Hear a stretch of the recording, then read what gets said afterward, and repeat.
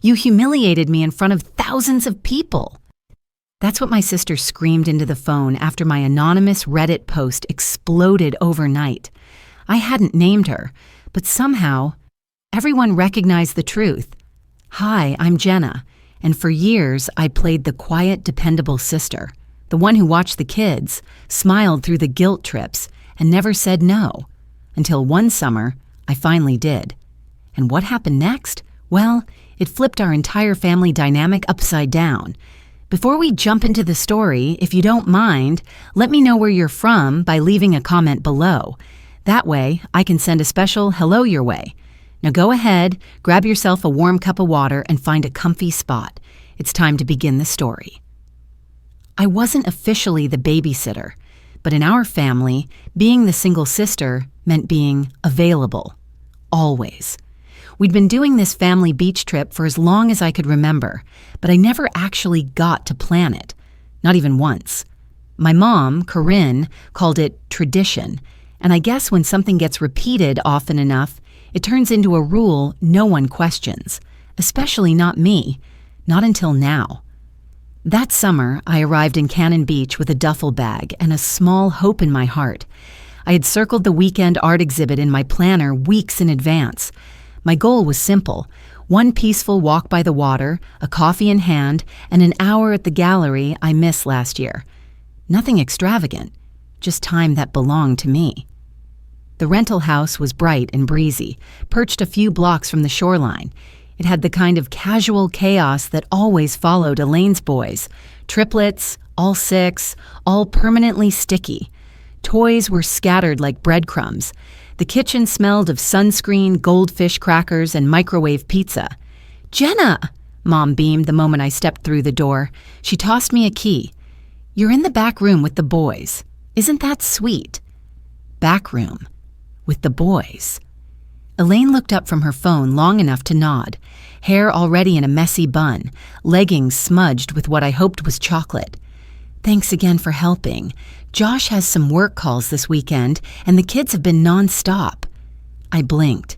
"Wait, I thought, didn't you and Josh get the back room last year?" "Oh no, we're in the upstairs suite," Mom said, as if I'd misunderstood. "They've got that beautiful little balcony. You remember, don't you?"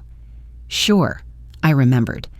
I remembered how last year I slept on an air mattress next to a noisy humidifier, while Elaine got pedicures and posted them with the caption number "Family Time." I also remembered not saying a word. I nodded and carried my bag down the narrow hallway. The boys' room had 2 twin beds and a sleeping bag rolled out for me on the floor. A plastic Spider-Man watch was buzzing on the nightstand. There were Legos in the sheets. That night was worse than expected. One of the boys, I think it was Leo, burst into tears over a missing teddy bear. Another one, probably Max, flipped through channels so quickly my brain started vibrating. The last one, Ethan, stood by my head at midnight and whispered, "Can I have Oreos now?" I didn't answer. I just stared at the ceiling and counted tiny hairline cracks in the paint. 1, 2, 17. I hadn't even unpacked. The next morning, I woke early, despite barely sleeping. I showered, brushed my hair, and put on light makeup. Today was gallery day. I could almost smell the oil paint and old wood frames already. As I reached for my purse, my phone buzzed. "Elaine, Josh is about to leave for a call. Can you watch the kids for a bit?" Just like 15 minutes. 15 minutes turned into 3 hours. By the time she came back from her quick Target run, the gallery had already closed for the day. At lunch, I sat quietly at the far end of the table. The kids were flinging bits of grilled cheese at each other, and Elaine was scrolling on her phone again. Josh said nothing, as usual. I leaned toward Mom, voice low. I really wanted to go to the art exhibit today. It was the one thing I had planned. She smiled like I'd said something quaint. "Sweetheart, you're staying here for free. It's only fair that you help a little, don't you think?" Fair. That word stuck in my chest like dry bread. I wasn't mooching. I took PTO for this trip. I paid for my own bus ticket. I brought groceries, for heaven's sake. But none of that seemed to count. I wasn't married. I didn't have kids. So, By family math, I had free time. That night, after the boys were finally asleep, 2 snoring, 1 mumbling about dinosaurs, I sat on the edge of my sleeping bag and pulled out the folded flyer from my purse, the one for the art exhibit. I looked at it for a long time. The corners were bent. A smear of peanut butter from someone's sandwich stained the bottom. Then I stood, walked to the tiny bathroom trash can, and dropped it in. No one noticed. The boys had kicked off their covers. My back ached. I turned off the lights, crawled under a fleece blanket meant for toddlers, and whispered to the dark, "Next summer, I choose me." I didn't know what that meant exactly or how I'd do it, but the words felt like flint against stone, small, quiet, but hot enough to spark, and that was the beginning. The family itinerary dropped into our group chat like a summons. No greeting, no questions, just dates, hotel check-in times, and a message from Mom. "Jenna, you're with the boys again." Like always. But this time, I had a plan. It had started as a whisper of an idea a few weeks earlier, sometime between a quiet Sunday morning and my 3rd cup of coffee. I had pulled out my old planner, still bookmarked on the weekend of last year's vacation. There, in faded ink, I'd written, "Visit the gallery," and drawn a hopeful little star beside it. That star never had a chance. What I remembered from that trip wasn't the salty ocean breeze or the sound of waves. It was the panicked crying at 2 a.m. One of the boys terrified because the nightlight had gone out. I remembered fumbling in the dark, finding my phone to use as a flashlight while trying to hush him without waking the others. That was the moment the star lost its shine. So when this year's plan landed in the Walker Family Beach 2023 thread, complete with emojis and assumptions, I didn't answer right away. I sat there in my Seattle apartment, the window cracked open to the smell of rain and wet pavement. The sound of distant tires on soaked roads hummed like background music. I reached for my phone, opened my PTO request form on the work portal, and typed in the vacation dates. Approved. Then I opened my hotel app. It wasn't dramatic. No fanfare, no angry message. Just me, scrolling through listings, my coffee cooling beside me. I found a hotel a few blocks from the one my family always used. It had fewer rooms, more charm, and, this was important, an ocean view room still available. I booked it. Then I went back to the group thread and typed, "Thanks, Mom, I've already booked my own room and will be driving myself this year." I hit send. 3 dots appeared immediately. Then a pause. The phone rang. Mom lit up the screen. I took a long breath before answering. "Hi. Jenna, what are you saying?" Her voice was cheerful but tight at the edges. "Why would you book your own room? I've already arranged everything." "I know, but I want my own space this year. Last summer was a lot." There was a beat of silence. "But sweetie, Melissa will be so overwhelmed. Josh will be working again. She can't do it all herself." I stared at the dark screen of my laptop, watching the cursor blink on the gallery website I never got to visit. "I was overwhelmed too, Mom, just nobody asked." Another silence. This one longer. Then the call ended with a clipped, "Well, we'll talk later." I put the phone down, my hand slightly trembling. Then the texts started. First from Elaine. "Seriously? You're just going to leave me to handle everything? I'm drowning, Jenna. I have 3 kids. You don't even have a dog. You're alone. Can't you support your own sister for a few days?" I didn't answer. A second message followed. "I just don't understand how you can be so selfish. This is supposed to be a family vacation, and now it's like you're planning a solo trip." I reread the messages, then set my phone face down on the kitchen counter. The rain had picked up, now tapping steadily against the windows. I took a sip of my coffee, now cold but comforting. People think rebellion comes in loud explosions. Mine arrived like a whisper. I unlocked my phone again and opened my booking app. My finger hovered over the Modify Reservation button. I upgraded the room, ocean view, king bed, breakfast included, a small, defiant comfort. There's something strange about choosing yourself when you're used to being chosen for something else. It doesn't feel brave. It feels selfish. But selfishness and self-respect wear the same jacket sometimes. It just depends on who's watching. 3 minutes later, a new message arrived. It was from Dad, just 3 words. "Are you really planning to stay alone?" I stared at them. I could almost hear his voice, steady, low, not judgmental, but unsure. My dad never yelled, never interfered. He was the quiet one, the one who'd fix the deck railing while the rest of us bickered over groceries. But now, even he was watching. I typed back, "Yes," and this time, I didn't add an apology. Outside, the rain had slowed. The clouds remained, but there was light trying to break through. I sat with that moment, the smallness of it. Just me, my coffee, the rain, and a quiet resolve. It wasn't everything, but it was a start. And sometimes a single step is all it takes to change the entire path ahead. I didn't expect to go viral. I just wanted to feel less alone. It was early, barely past 5. The kind of morning where the world still whispered, not yet ready to raise its voice. My hotel room faced the ocean, and the sunlight was spilling across the carpet like spilled tea. The beach was empty, calm. But inside me, nothing was calm.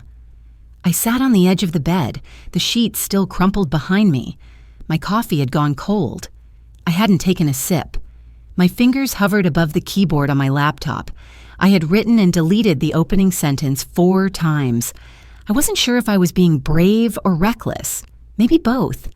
I opened Reddit, logged into the anonymous account I'd created the night before. The screen glowed softly in the dim room. I clicked into one of the forums, r/life advice, and began typing. I didn't use names.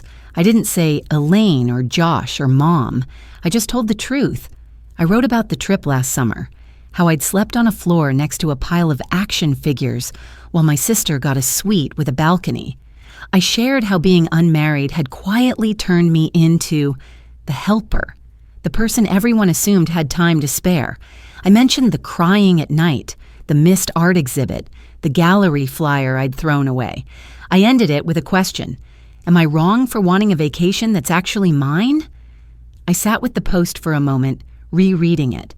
Then, without overthinking, I hit post. And then I waited. At first, it was slow. A few upvotes, a kind comment or two, but within an hour, something shifted. Notifications stacked like bricks. Comments flooded in. You're not wrong. This is emotional manipulation. You need to start putting yourself first.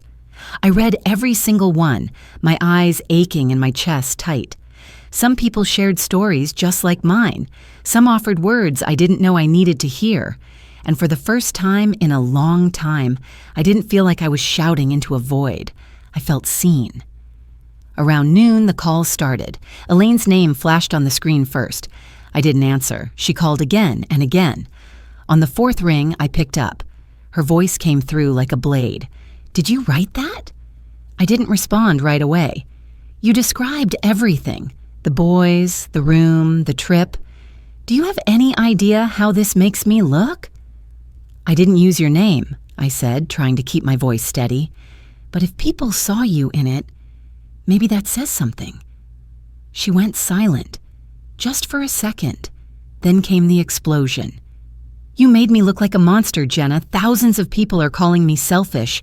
My inbox is full of strangers telling me I'm toxic. Is that what you wanted?" "No," I said softly. "I wanted to feel like someone understood. I didn't make you look like anything. I just shared how I felt. You humiliated me." Her voice cracked, not from sadness, but fury. I didn't yell back. I didn't defend myself. I just let the silence settle between us until she hung up. Not long after, a text arrived from Josh. "I read it too. I knew you were overwhelmed last year, but I didn't realize how badly we'd failed you. I'm sorry. You were right. I should have stepped in." I stared at his words for a long time. I didn't reply right away. Not because I didn't care, but because I didn't know how to hold both rage and relief in the same hand.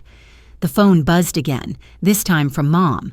I hesitated before picking up. Her tone was different, not sharp like Elaine's, but fragile. "Jenna, did you really post about our family?" "I did." "But why?" she asked. "Couldn't we have talked about it privately?" "I tried, Mom. I said I was tired. I said I needed space, but no one really heard me. Until now." There was a pause. I could hear her breathing, slow and uneven. "I didn't think it hurt you that much." "I know," I whispered. "That's the problem." We didn't argue. She didn't hang up. But when the call ended, I felt the weight of decades sitting in my chest like a stone. Later that evening, the sunset washed everything in amber light. I stood on the balcony, watching the waves come and go.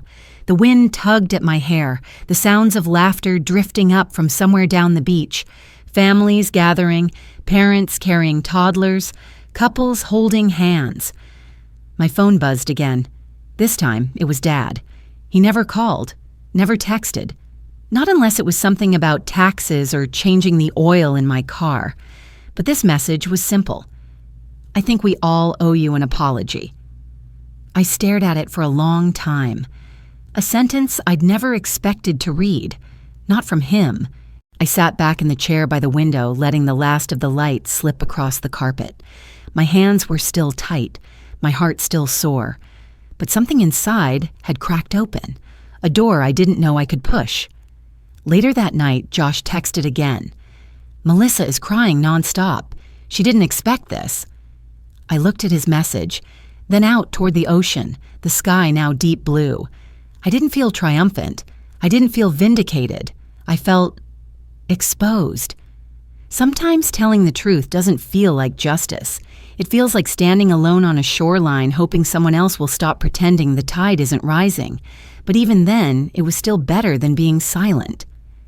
Elaine walked into my hotel room with a red face and an envelope in hand. It felt like the moment I had been waiting for, but not the way I expected. She didn't knock. Josh must have let her in downstairs, or maybe the front desk recognized her. Either way, I heard the soft shuffle of sandals on carpet before I saw her. I was sitting near the window, a cup of lukewarm coffee resting in my palm, the ocean peeking through sheer curtains. The room smelled faintly of sea salt and lemon lotion. I hadn't spoken to her since the call, since the post. Elaine stopped just inside the doorway. Her eyes were swollen, and her voice was quiet when she spoke. "I didn't come to fight." She stepped closer and held out the envelope like it was burning her fingers. I took it, but didn't open it. "It's for last year," she said. "Josh made me sit down and go over everything. Groceries, babysitting, even the gas you paid for. I kept saying it wasn't about money, but then I realized it kind of was. Not just money, though. Control." I stayed seated, calm, watching. Elaine's hands trembled as she lowered herself into the armchair across from me. She didn't meet my eyes. "I've started seeing someone. A therapist," she continued, fingers twisting the hem of her sweater. "Josh told me I needed help. I guess I do." The silence between us was filled only by the soft hum of the mini fridge and the faint sound of gulls outside. For once, she wasn't performing. She wasn't managing 3 kids or directing a holiday. She just sat, small and tired and very, very real. I placed the envelope on the side table beside me. "I'm not going to open that right now." Elaine looked up. "Why?" "Because I don't need your apology to feel better," I said. "I need the respect that's been missing for years." She swallowed hard. I didn't realize it was that deep. "That's the thing," I said. "You didn't have to. You had the comfort of assuming I'd just take it. Because I always did." I could see it hit her. The flush in her cheeks shifted into something more raw, regret maybe, or clarity.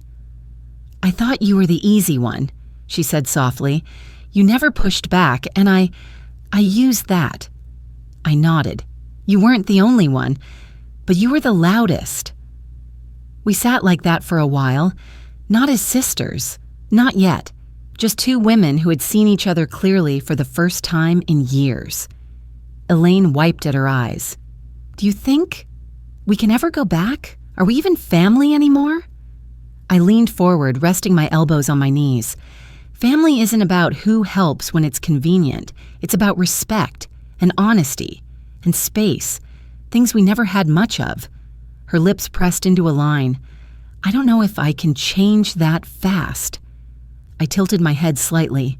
Then don't change fast. Just start.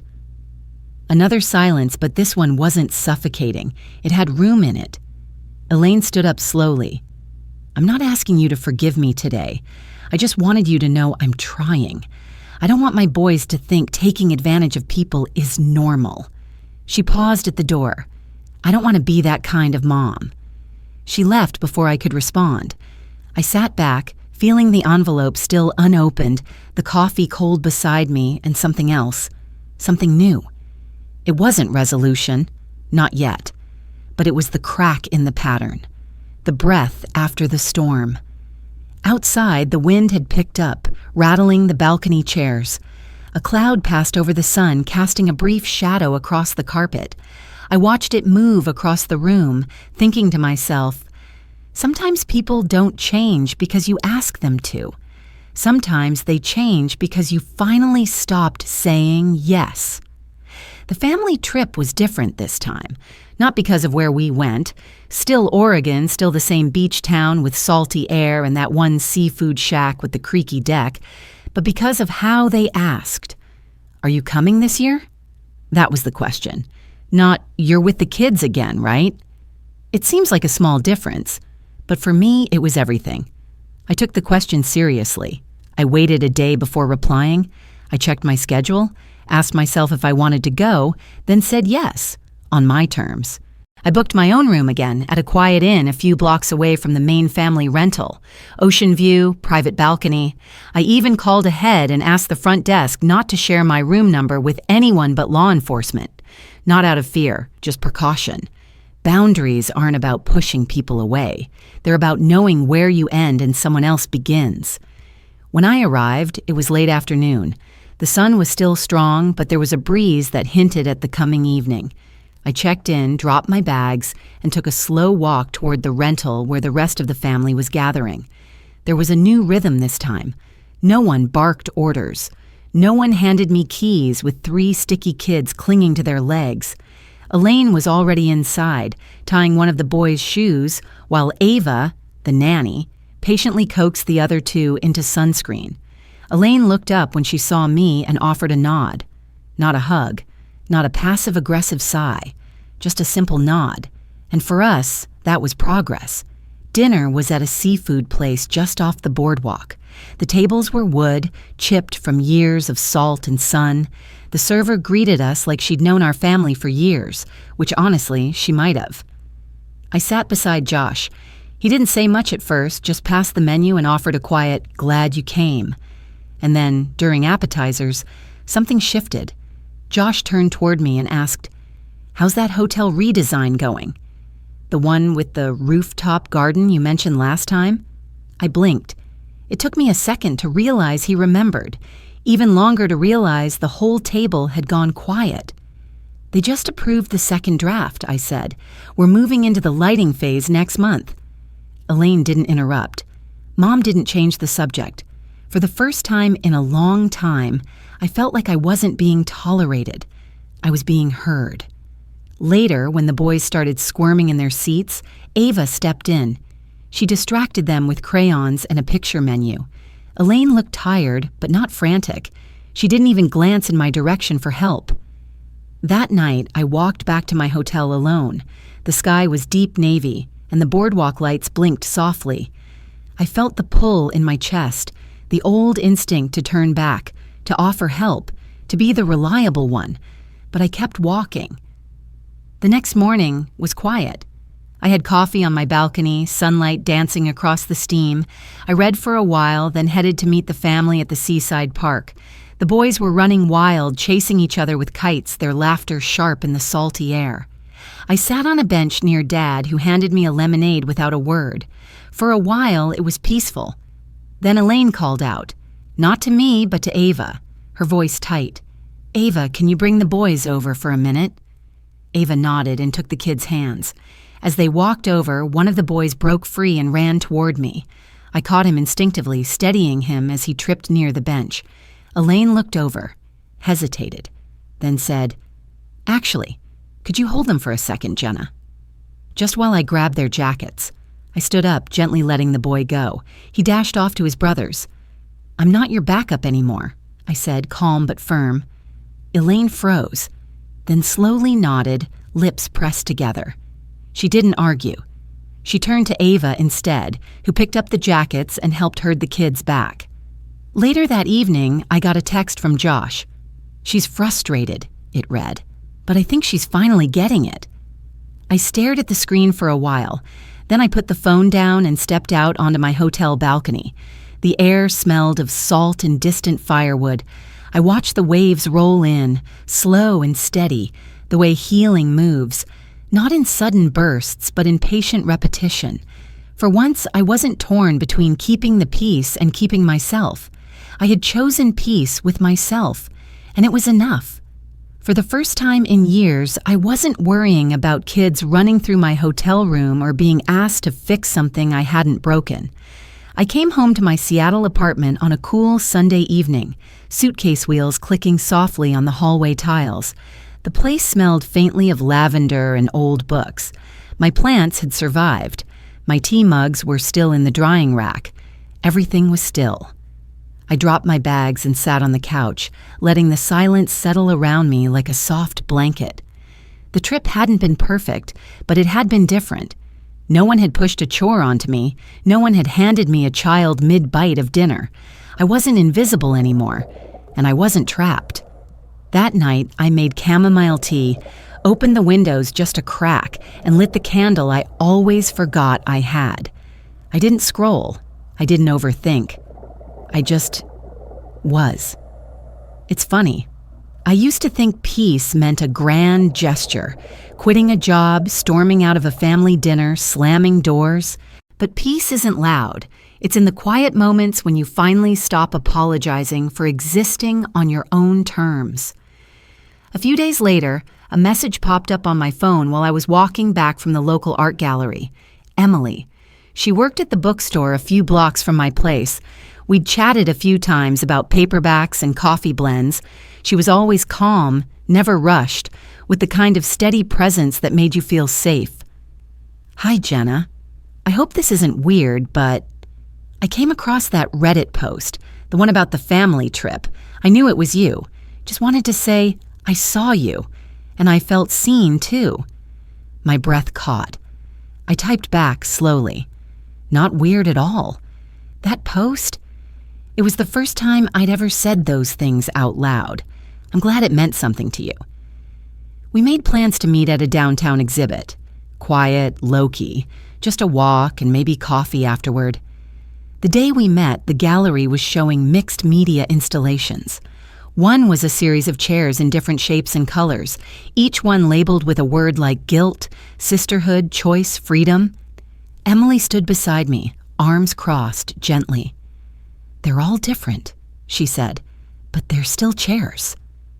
I looked at her, then back at the exhibit.